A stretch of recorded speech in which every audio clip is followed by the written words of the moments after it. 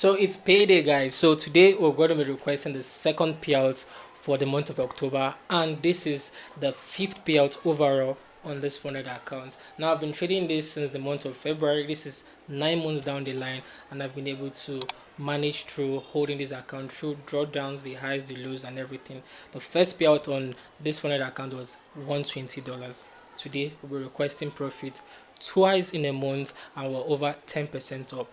Without much further ado, not wasting much of your time, let's get right into the video. Alright guys, so there are some new features which was rolled out on this platform, and that's one thing I love so much about FX Life Capital. They are rolling out new features that helps traders to perform better. Now there's this retry insurance which is here. Once you log in, you see it on the home page. It's essentially a new feature that helps you as a trader to take a retry. Let's say you're on phase 1 of a challenge and you happen to lose the account. Instead of paying the full price, you pay like a discounted price to get on this challenge and carry on. Basically a very good one as well. Now one of the other things that also helped me to be able to make good payouts from this platform is also the risk parameters built into the trading system. Now once you request a payout, you will not be able to carry on trading on that funded account until the due time when you gotten paid. Then the accounts will be activated back again for you to carry on with trading. That's one thing I love about it. Again, these are two major features that are outstanding about this platform. So looking at this now, let's um, jump onto this. Let's request for the payouts.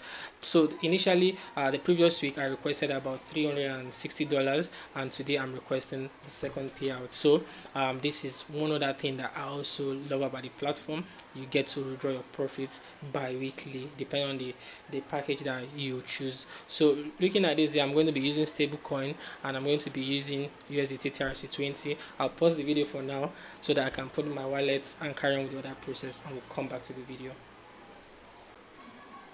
So I've placed my withdrawal request. Let's jump into some chat work while we wait for it to be processed to me. Usually takes around about an hour or so that I've experienced so far requesting profit. So today we have tons of high impact news coming out. Today is red hot. So we have the card monetary policy and statements coming out today. We also have the BOC having their press conference also after like the monetary policy being reviewed. Then you also have like FOMC statement and press conference. So these are like monetary policies around two economies, the CAD and the USD, and also you also have other ones coming in after this as well. So today is actually a very dicey day.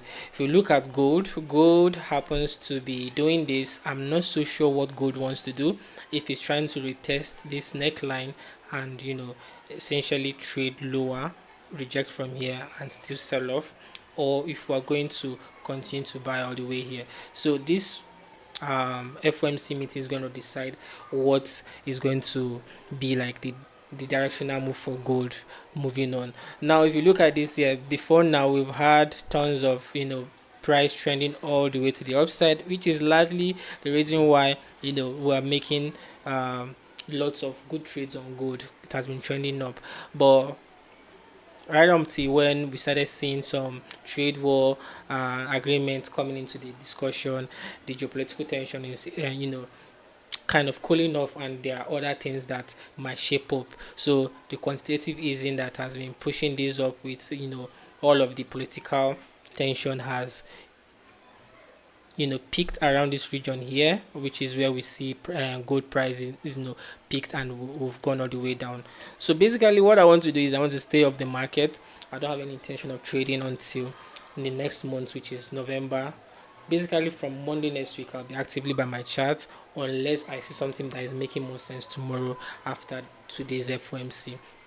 Now I don't want to be caught up in the middle of whatever decision the Fed is trying to make. However, the market sentiment for this rate cut is around 25 basis points. We don't know how this is going to happen, if it's going to fall short, come out as expected, or even more than. But regardless, I'm off the charts until we get a very much stable and solid environment. Now away from this, now the year is already rolling into the back end of 2025. We just have about 2 months till the end of the year. So what I want to do is I want to fall back to my trading plan, look at my journal, going to look at my trading journal, also going to look at tons of the screenshot I've been taking of my entries, my exits, my P&L, how it has been. This is more like time to fall back and review a lot of things. I'm still going to be trading, but for the most part I want to go and optimize, take out some things that are not helping the strategy I trade with, both mechanical approach, psychological wise, or maybe how I manage my open positions, so that next year I will be fully optimized and I will have more like a sharper approach and a better way to approach the market. Still trading the same trading concept. It's not as if I want to change strategy or anything. I've been trading with this same strategy since 2019, so I've come a long way with this strategy, and basically all I have to do is keep optimizing with the entries, the exits, my confluence, those kind of stuffs basically.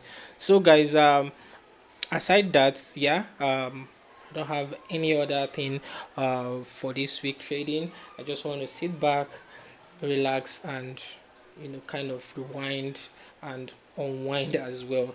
So this is just like more like a chilled weekend for me. So until next week guys, when we come onto the chat here, we're going to share any of the insights around the markets, if I'm taking any trade, and every other thing in between. So before we sum up this session, I'm going to link previous payouts in the video description, as well as how I've been able to recover from my drawdown that I've been on since the month of August. August was a downtime for me, September was a turning point, and October was like me being up there. Now, one final message I'm going to leave here is, as a trader, once you're trading your funded account, you want to reduce your risk. You want to be in the good books of the market. You don't have to always be on any trade or anything at all. The market do change. There's always this change of liquidity moving from one asset to the other and all of that. I've been talking about this on the channel.